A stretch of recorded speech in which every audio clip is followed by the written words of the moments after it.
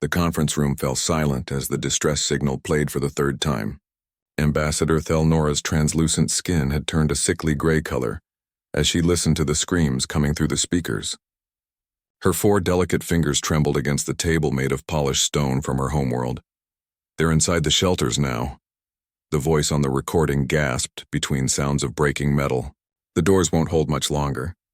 They're eating—" The transmission ended with a wet, tearing sound that made half the council representatives leave the room. Admiral Sarah Chen stood at the window of the council chambers, looking out at the ships docked at the station. Sleek vessels with smooth curves and gentle engines designed for peaceful trade and exploration. Beautiful ships.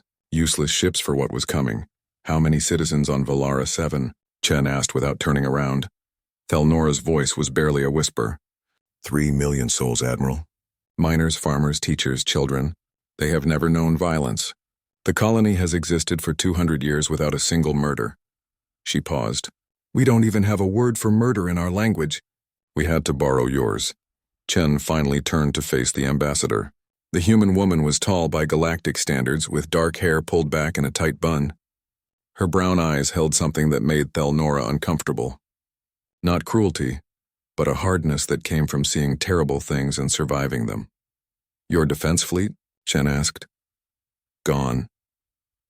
Another council member spoke up, a floating creature named Des who communicated through bioluminescent flashes.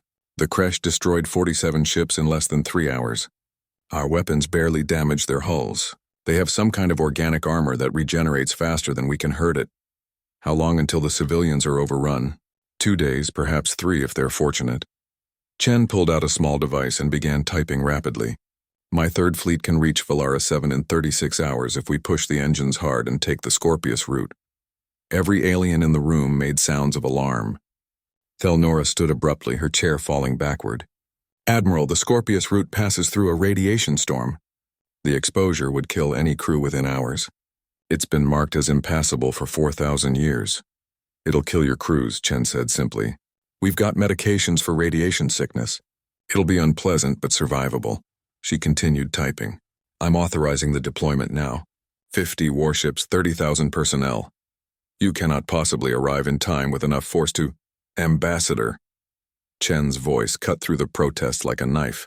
"With respect, you asked humanity to join this council 15 years ago. You said you valued our unique perspective. You smiled at our culture and admired our art.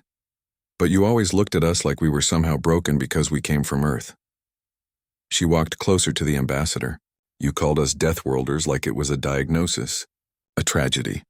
Thelnora's skin flushed with embarrassment. "We meant no offense, none taken. But here's the thing about Deathworlders, Ambassador. We're very, very good at dealing with death." Chen held up her device, showing deployment orders already confirmed. "My fleet launches in 2 hours. We'll save your people. That's what we do." The docking bay of Terran Defense Station Olympus erupted with activity as the 3rd Fleet prepared for immediate departure. Marines jogged up loading ramps carrying weapons that made the Council observers step back in alarm. Railguns that could punch through starship hulls, plasma cutters designed for close combat, explosive devices banned by 17 different treaties that humanity had politely declined to sign. Sergeant Maria Rodriguez checked her rifle for the 5th time, a habit from her years fighting in Earth's urban combat zones before joining the Space Navy. Around her, her squad performed similar rituals. Jackson sharpened his combat knife with methodical precision. Chen, no relation to the Admiral, loaded magazine after magazine of depleted uranium rounds. Park meditated quietly in the corner, a stillness that always preceded extreme violence. "Think they're as bad as advertised?" Jackson asked, testing the edge of his blade against his thumb. A line of red appeared instantly. He smiled with satisfaction. "Kresh?" Rodriguez shrugged. 4 meters tall, acid for blood, armor that regenerates, and they eat people alive. Sounds like a Tuesday. "I was thinking more like a Thursday," Park said without opening his eyes. The squad laughed, a sound that made the nearby Velaran liaison officer flinch. The Velaran, a small furry creature named Pell, had been assigned to brief the humans on his species' biology and culture. He approached the squad nervously, his whiskers twitching. "Sergeant Rodriguez, I wanted to thank you for coming to save my people. I know we're not warriors like you, but hey." Rodriguez knelt down to be at eye level with the small alien. You don't need to thank us. This is what we do. You focus on giving us good intel so we can bring your people home safe, deal? Pell's eyes filled with moisture, something that passed for tears in his species. Deal. Across the bay, Admiral Chen walked through the organized chaos with her second-in-command, Captain Marcus Webb. The younger officer reviewed data on his tablet as they walked. Intelligence says the Kresh are biological in nature, but their ships are partially organic. They can repair damage faster than conventional vessels, Webb reported. Their warriors are incredibly strong and fast. Council forces couldn't even slow them down. Council forces train for ceremonial parades and trade disputes, Chen said. Have the weapon loadouts been modified? Yes, ma'am. Kinetic impactors at 70%, plasma weapons at 20%, and 10% reserved for experimental munitions. If their armor regenerates, we'll see how it handles a tungsten rod traveling at 30% light speed. Chen allowed herself a small smile. What about the crew? Ready for hard burn through Scorpius? Medical teams are distributing anti-radiation meds now. Everyone knows the risks. Not a single person requested reassignment. Webb hesitated. Ma'am, the council representatives seem disturbed by our preparations. Ambassador Thelnora asked me 3 times if our Marines were smiling during loadout. Were they? Yes, ma'am. Most of them, Chen nodded. The ambassador spent her whole life on a garden world where the biggest predator is roughly the size of a house cat. She's never had to understand the kind of person who runs toward danger instead of away from it. She will, eventually. On the bridge of the TDSN Perseverance, the fleet's flagship, final preparations reached completion. Thelnora had been granted permission to travel with the human fleet, a decision she was already questioning as she watched the crew work. They moved with efficiency but also with something else, eagerness. These humans were actually looking forward to battle. Ambassador, you should strap in, a young ensign told her politely. We're about to execute a hard burn and it's going to be rough. How rough? Thelnora asked, settling into a specially modified chair that could handle her species' different physiology. About 6 Gs sustained for 30 minutes. Then we hit the radiation storm. The ensign, who couldn't have been more than 20 Earth years old, grinned. Should be fun. Fun. These Deathworlders thought 6 times their planet's gravity sounded fun. Admiral Chen's voice came over the ship-wide communication system. All hands, this is the Admiral. In 34 hours, we're going to reach Valara 7 and face an enemy that has terrorized peaceful species. The Kresh think they've found easy prey. They're about to learn that this galaxy has predators too. Predators that choose to protect instead of consume. Today we show them what humanity does best. We fight for those who can't fight for themselves. All ships prepare for departure. Thelnora closed her eyes as the engines began their power-up sequence. The vibration traveled through the hull, a feeling that reminded her of distant thunder on her homeworld. But this thunder was made by human hands, powered by human will, and aimed at an enemy that had never faced anything like it. The third fleet of humanity launched into the darkness, carrying hope on wings of fire and steel. The radiation storm called Scorpius looked like a wall of purple and green fire stretching across space. Ambassador Thelnora stared at it through the observation window, her skin turning pale blue with fear. No ship had successfully passed through this region in 4,000 years. Council scientists had declared it impossible. Yet the human fleet was accelerating directly toward it. We should turn back, she whispered to no one in particular. This is madness. Captain Webb overheard her from his station. He looked up from his displays with a calm expression. Ambassador, we lose 6 hours if we go around. That's 6 hours those civilians don't have. The math is simple. But your crew will take their medication, ride it out, and be ready to fight when we arrive. He returned to his work as if flying through a radiation storm was no more concerning than rain. The Perseverance entered the storm first, with 49 other ships following in formation. Immediately alarms began sounding throughout the vessel. Radiation levels spiked into ranges that should have been instantly lethal. Thelnora felt her stomach turn as the ship shook from the energy buffeting against the hull. In the medical bay, Dr. Sarah Kim moved between crew members with practiced efficiency. Each person received an injection of medication that would help their bodies resist radiation damage. It wouldn't prevent it entirely, but it would keep them alive and functional. This is going to hurt, she told a young Marine named Torres. You'll feel nauseous, dizzy, and your skin might burn a little. But you'll live. Torres accepted the injection without flinching. Doc, I grew up in Mexico City after the water wars. I've had worse hangovers. Similar scenes played out across all 50 ships. Humans accepting pain as the price of speed, accepting risk as the cost of saving others. Thelnora watched in amazement as crew members who should have been incapacitated continued working at their stations. Their hands trembled. Some had blood seeping from their noses, but they kept working. How? She asked Admiral Chen, who stood on the bridge directing the fleet through the storm. How are they still functioning? Chen glanced at the ambassador, then back at her displays. Ambassador, humanity evolved on a planet that tried to kill us every day. Extreme temperatures, deadly animals, diseases that wiped out millions, natural disasters that leveled entire cities. We survived by being too stubborn to die. She typed a command into her console. A little radiation? That's just another Tuesday for Earth. But the pain, we're used to pain. Every human learns to push through it from childhood. Broken bones, burns, infections. We heal and keep going. It's what we do. Thelnora thought about her own species. On her world, a minor injury meant weeks of rest in medical facilities. Pain was so rare that experiencing it was considered a medical emergency. These humans operated in conditions that should have killed them and called it acceptable. In the cargo bay, Sergeant Rodriguez's squad continued their training despite the radiation storm.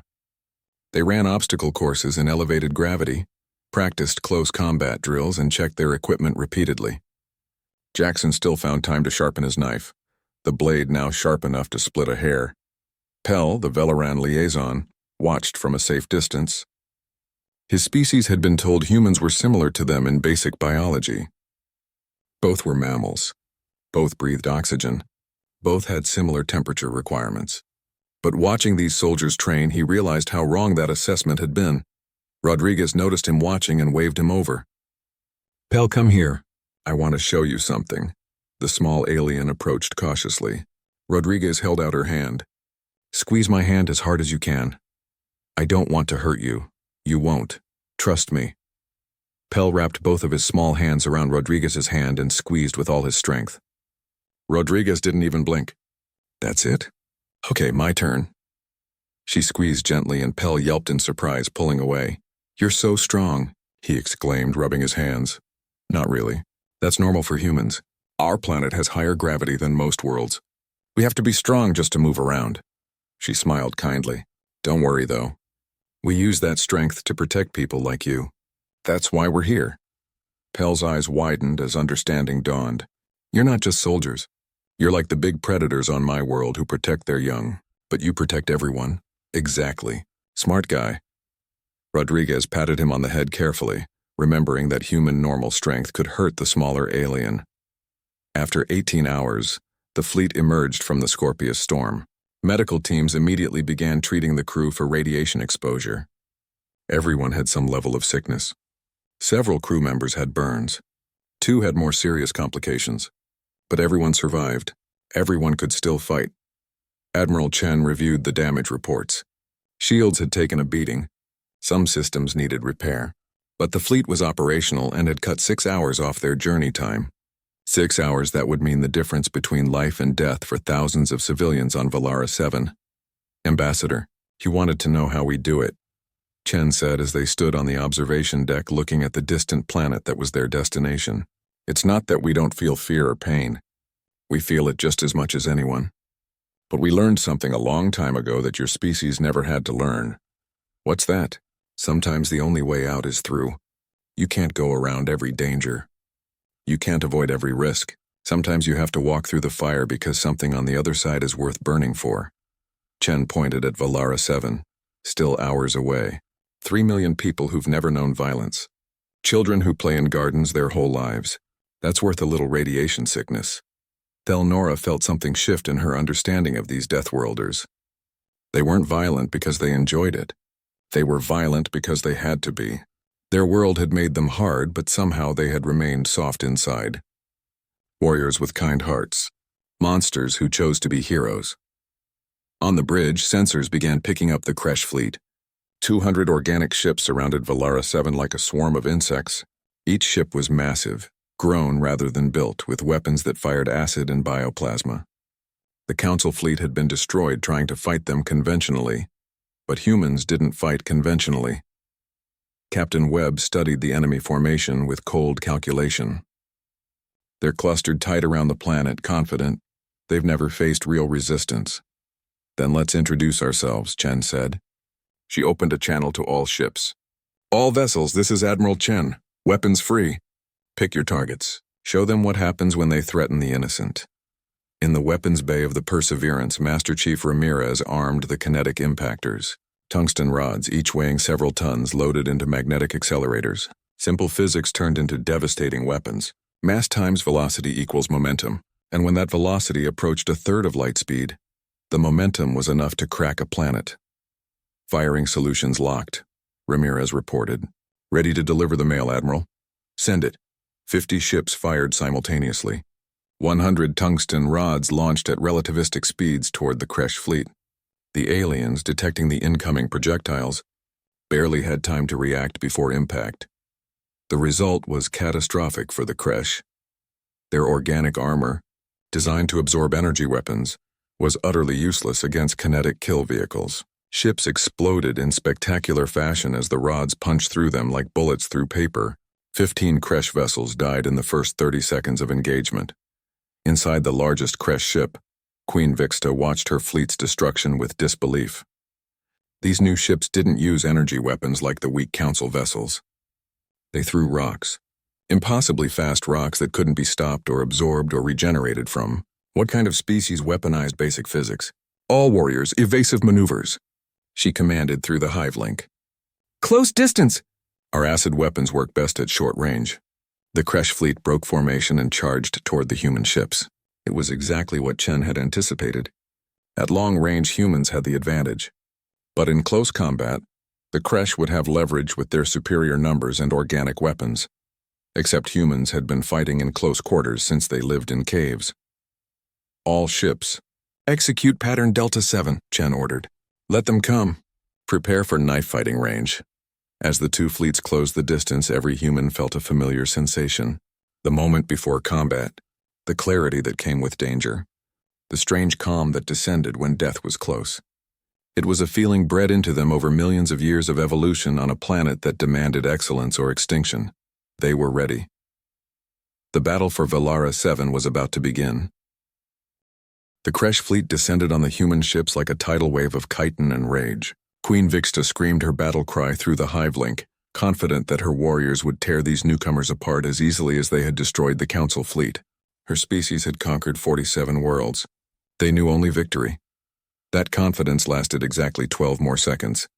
The human destroyers suddenly executed maneuvers that should have been impossible, ships spinning in place at 12 times Earth's gravity, barrel rolls under concentrated fire, acceleration patterns that would have turned any normal crew into liquid. But humans weren't normal crew.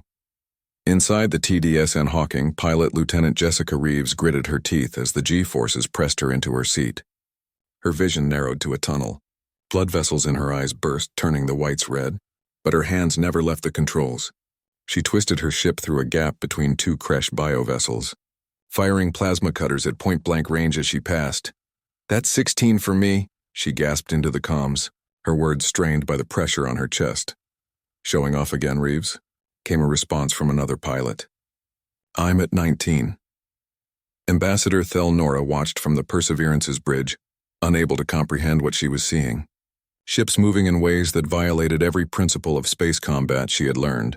The human vessels treated three-dimensional space like a playground, using gravity and momentum in ways that seemed more like dance than warfare. How are they surviving those accelerations? She asked Dr. Kim, who had come to the bridge to monitor crew health during combat. Drugs, training, and stubbornness, Kim replied while watching her medical readouts. We've got medications that increase blood pressure and prevent blackouts. Our pilots train in centrifuges from the day they enlist. And honestly, humans are just really good at not dying when we should. A proximity alarm blared. A Kresh bioship had fired an acid projectile directly at the Perseverance. The organic weapon splashed against the hull, eating through the outer armor layer with terrifying speed. Crew members in the affected section reported the metal was melting. Hull breach in Section 7, Captain Webb announced calmly. Sealing compartments. But the crew in Section 7 didn't evacuate.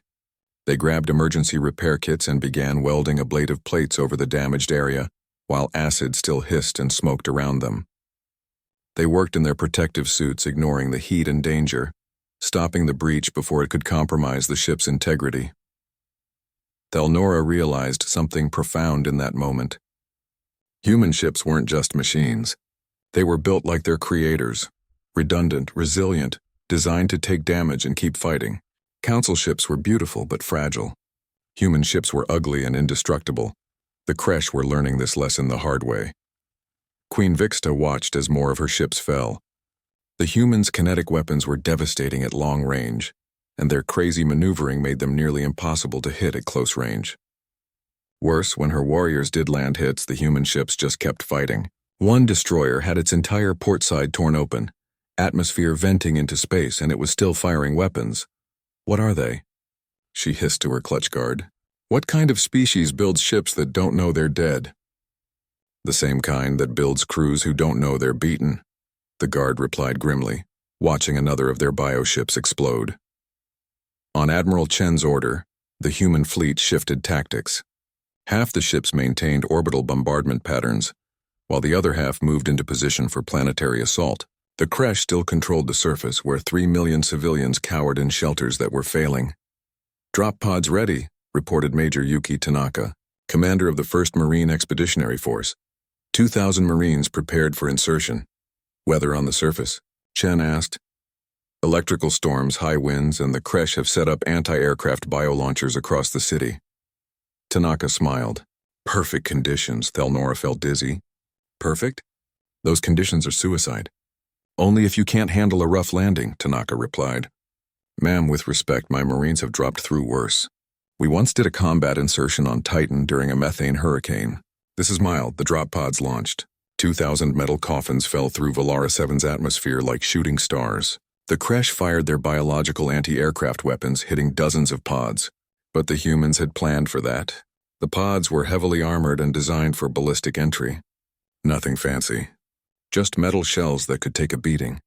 Sergeant Rodriguez felt her pod shaking violently as it plunged through the atmosphere. Next to her, strapped into their harnesses, her squad checked their weapons one final time. The G-forces during descent were crushing, 40 times Earth's gravity.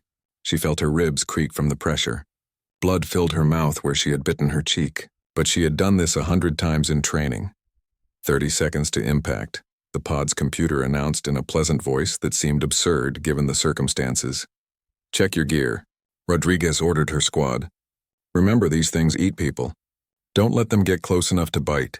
If they do, make them regret it." Jackson grinned, his teeth red with blood. "Can't wait to see if they bleed." The pod hit the ground with tremendous force, creating a crater in what had been a city plaza. The doors blew off explosively, and the Marines poured out into hell. Valara 7's capital city looked like something from a nightmare. Buildings were half destroyed. The streets were covered in a sticky organic substance the Kresh used to mark territory. And everywhere there were bodies. Velerans who hadn't made it to the shelters in time. Rodriguez scanned the area through her helmet's display. Motion sensors immediately lit up with dozens of contacts. The Kresh were converging on their position. "Contact front, 200 meters, Park called out. The first Kresh warrior appeared around a corner. It was 4 meters of armored nightmare, with mandibles that could snap a human in half and acid dripping from its claws. It roared a challenge and charged. Rodriguez's squad opened fire.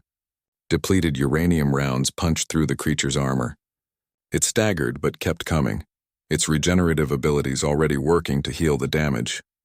But the Marines kept firing, pouring round after round into the creature until its healing couldn't keep up with the damage. It finally collapsed 10 meters from their position. "They're tough," Jackson commented, reloading. "I like that. Makes it fair." More Kresh appeared. Dozens of them, attracted by the sounds of combat. The Marines formed a defensive circle and unleashed everything they had. Railguns, plasma weapons, grenades, and when the enemy got too close, blades and fists. One Kresh warrior broke through the line and grabbed Private Chen, lifting the Marine off the ground. Its mandibles opened wide, ready to bite Chen in half, but the private pulled a combat knife with his free hand and drove it into the creature's eye. The Kresh screamed and dropped him. Before it could recover, Rodriguez put 3 rounds through its head. "You good, Chen?" she asked, helping him up. Yeah, thanks, Sarge. He looked at his knife, now covered in green blood. These things do bleed. Good to know. All across the city, similar battles erupted. 2,000 Marines against an army of Kresh warriors. The aliens had numbers and size. The humans had experience, weapons, and a willingness to fight dirty. They used the ruins as cover, set traps, and when necessary, engaged in brutal hand-to-hand combat. Pell, the Valaran liaison, watched the battle through drone feeds from the Perseverance. He saw humans fighting with a savagery that matched the Kresh, but unlike the Kresh who fought for hunger and conquest, the humans fought for something else. They fought for strangers, for children they would never meet, for the principle that the strong should protect the weak. They're magnificent, he whispered. Ambassador Thelnora stood beside him, tears in her 4 eyes. They're terrifying. They're both, Dr. Kim said quietly. That's what makes them human. On the surface, Rodriguez's squad reached Shelter Complex 12, where 5,000 Valaran civilians were trapped. The doors were holding, but barely. Kresh warriors were trying to claw their way inside, attracted by the scent of prey. Light them up, Rodriguez ordered. The Marines didn't hesitate. Plasma weapons set the Kresh on fire. Explosives tore them apart, and when one massive warrior, bigger than the others, refused to die, Jackson walked right up to it and shoved a grenade into its mouth. The explosion was messy but effective. Rodriguez activated her external speaker. Attention, civilians inside. This is Sergeant Maria Rodriguez of the Terran Defense Forces. The United States Marine Corps and allies have arrived. You're safe now. We're getting you out. Inside the shelter, 5,000 Valarans heard those words. Many of them had never heard of Earth or humans. They didn't know what a Marine Corps was, but they understood the message.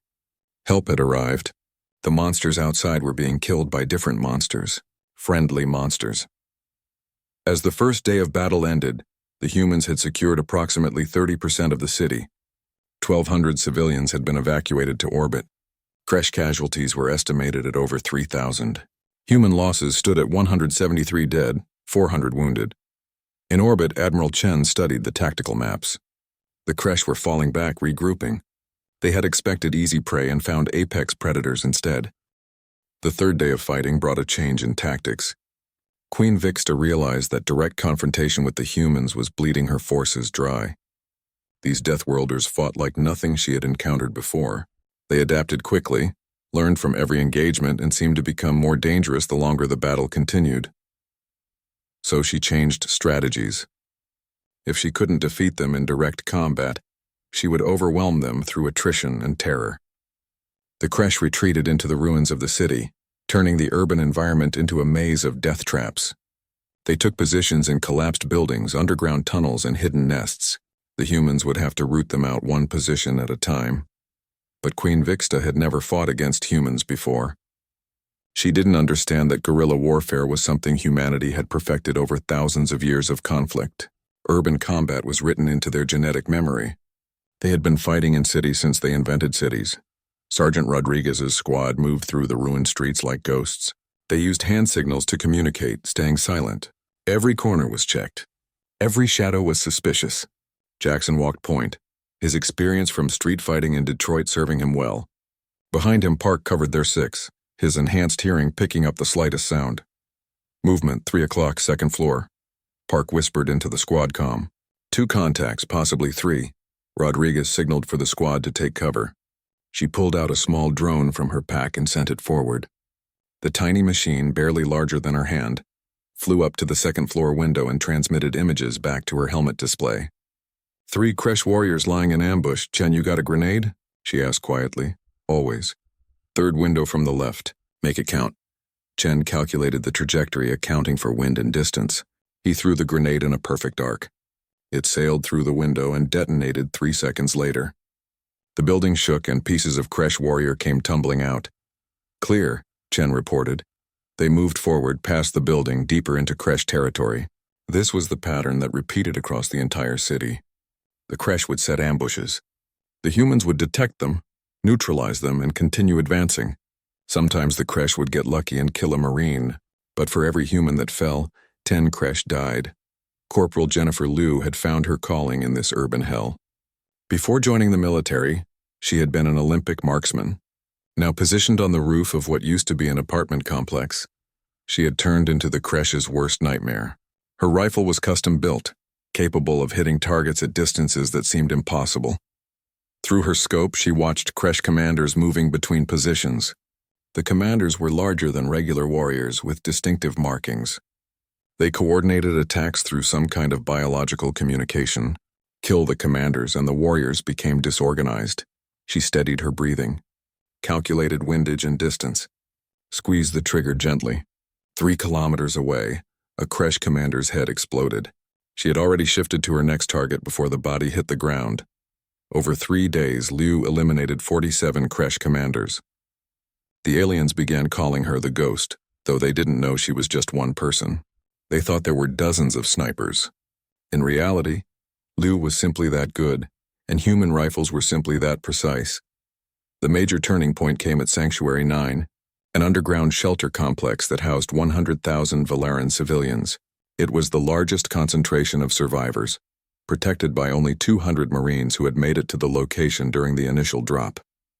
The Kresh decided to end the stalemate with overwhelming force. 10,000 warriors converged on Sanctuary 9, determined to break through the defenses and feast on the civilians below. Queen Vixta herself oversaw the assault, confident that sheer numbers would prevail.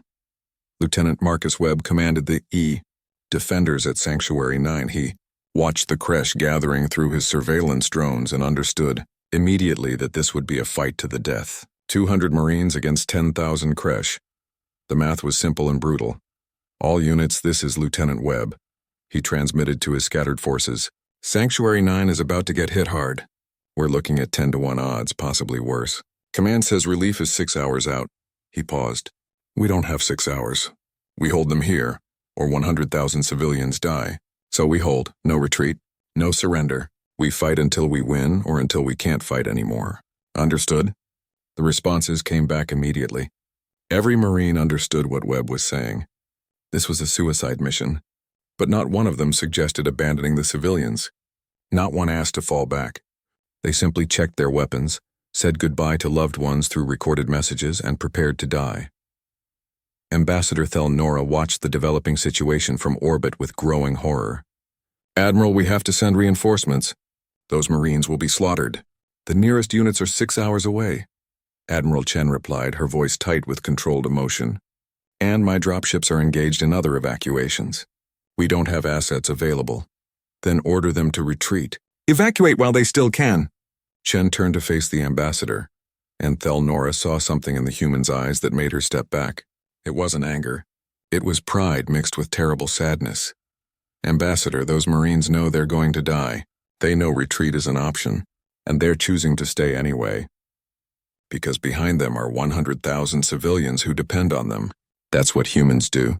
We stand between the innocent and the darkness, even when it costs everything. The Kresh assault began at sunset. They came in waves, screaming their war cries, confident in their numbers. The Marines were positioned at the shelter entrance, a choke point where the Kresh numbers would be partially negated. The first wave hit the defensive line like water hitting a dam. Railguns roared. Plasma weapons turned the tunnel entrance into an inferno. Explosives created walls of shrapnel. Kresh warriors fell by the dozens, then by the hundreds. But they kept coming, stepping over the bodies of their fallen. Lieutenant Webb fought alongside his Marines, his rifle running hot from constant firing. Next to him, Corporal Ahmed set up a heavy machine gun and began firing in controlled bursts. Each burst cut down multiple Kresh, but for every one that fell, 2 more took its place. Reloading, Ahmed called out. Webb immediately stepped into the gap, his pistol in one hand and a combat knife in the other. A Kresh warrior lunged at him. He shot it twice in the face, then stabbed another that came from the side. Blood both red and green covered his armor. Webb, we're low on ammo, someone shouted. Make every shot count. Conserve where you can. The battle raged for 6 hours. The Marines fought with everything they had. When ammunition ran low, they used grenades. When grenades ran out, they used plasma cutters designed for engineering, not combat. When those failed, they used knives and fists and rocks and anything else they could find. Private Sarah Kim, no relation to the doctor, found herself face to face with a Kresh warrior after her rifle jammed. The creature towered over her, mandibles clicking in anticipation. She didn't panic. She pulled out her combat knife and did what humans had done since the beginning of time when faced with a bigger predator. She went for the eyes. The Kresh screamed as she drove her knife into its eye socket, then twisted. It tried to throw her off, but she held on, using her strength born from a high-gravity world. The creature finally collapsed and she retrieved her knife, immediately looking for the next threat. Queen Vixta watched the battle through the eyes of her warriors. It was impossible. 200 humans should have been overrun in minutes, yet they had held for 6 hours. Her forces had killed only 27 of them while losing thousands. How were they still fighting? She didn't understand human psychology. Didn't understand that humans fought hardest when the stakes were highest. That desperation made them more dangerous, not less. That knowing they would die freed them from fear, allowing them to fight with absolute commitment. The relief force arrived in the 7th hour. 50 Marines dropped directly into the battle zone, their arrival announced by the thunder of their weapons. The Kresh, already exhausted from fighting the impossible defenders, broke under the fresh assault. Queen Vixta gave the order to retreat. The survivors of her assault force withdrew, leaving behind more than 3,000 dead. Of the 200 Marines who had defended Sanctuary 9, 173 survived. All were wounded. All were exhausted. All were heroes. Lieutenant Webb sat down heavily against a wall as medics moved among the survivors. His armor was cracked and covered in acid burns. He had 17 separate wounds, but the shelter behind him was intact. 100,000 civilians had been saved.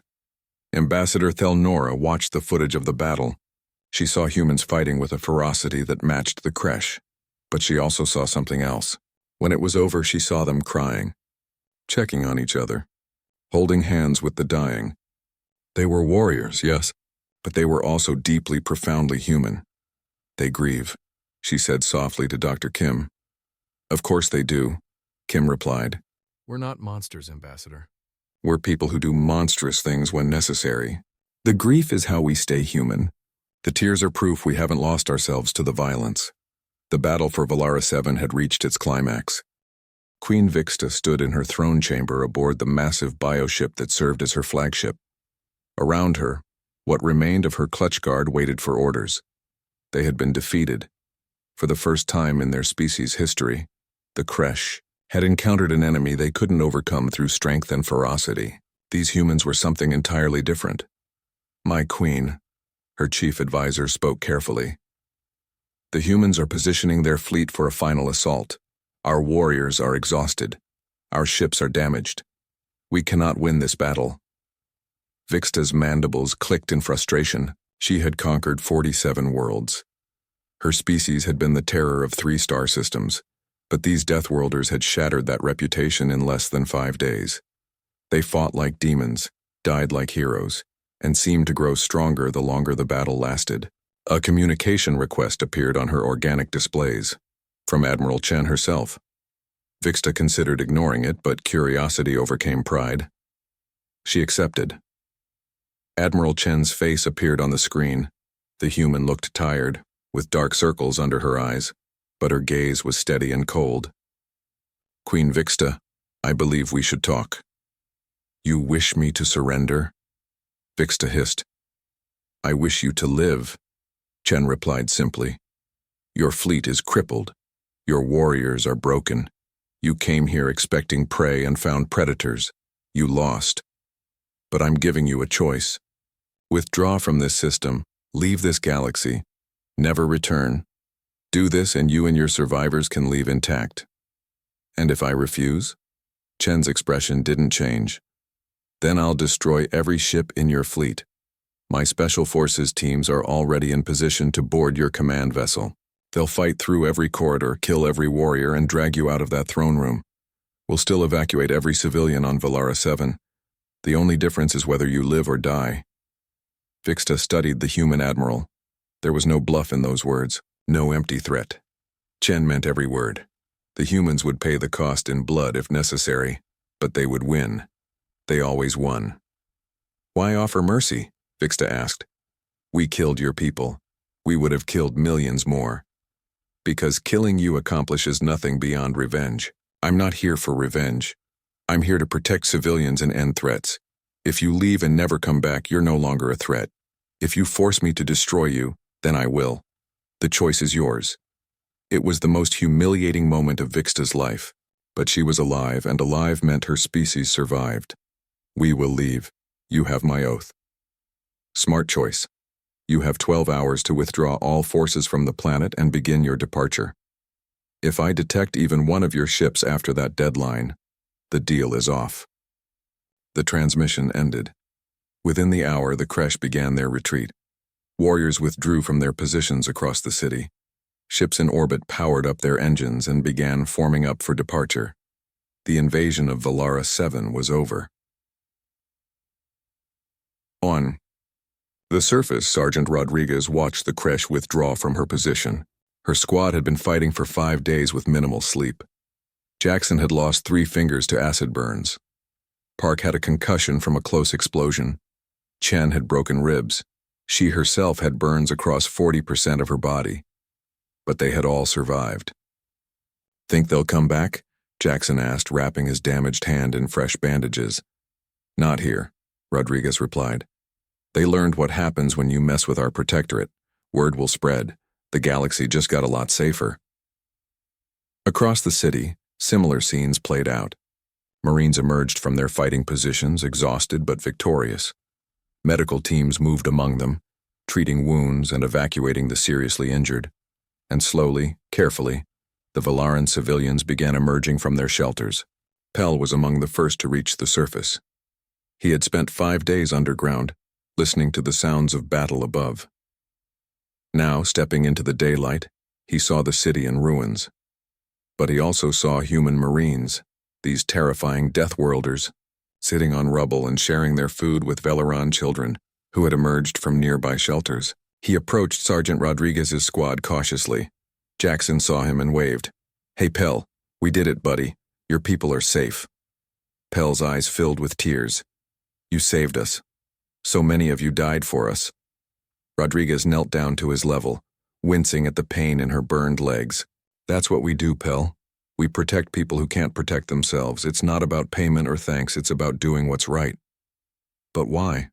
We're not your species, not your world. Why would you sacrifice so much?" Park spoke up from where he sat nearby. "Because someone has to. Because we can. Because we've seen what happens when the strong prey on the weak, and we decided a long time ago to be on the side of the weak." 3 days later, a formal ceremony was held on the council station. The entire human Third Fleet was present, along with representatives from all council species. Ambassador Thelnora stood at the podium, her voice clear and strong. "For 10,000 years, the council has enjoyed peace. We believed our civilization had evolved beyond violence. We were wrong. Peace isn't the absence of violence. It's violence, controlled and directed at those who threaten the innocent." She gestured to the human fleet outside the windows. "Humanity has reminded us of this truth. They paid for our safety with their blood. 800 humans died protecting civilians they had never met. 2,000 more were wounded." She paused, her skin shifting colors with emotion. "The Council awards the Star of Valor to every member of the Third Fleet. But beyond medals, we offer something more valuable. Humanity, we ask you to stay, not as visitors or guests, but as protectors. We need you. The galaxy needs you." Admiral Chen stepped forward to accept the award. She looked out at the assembled aliens, seeing fear and gratitude and respect in their eyes. "The Third Fleet accepts this honor on behalf of all those who didn't make it home. We'll stay. We'll protect. That's what humans do. But understand this, we're not your warriors. We're not your weapons, we're your partners. We fight for you because it's right, not because you command it."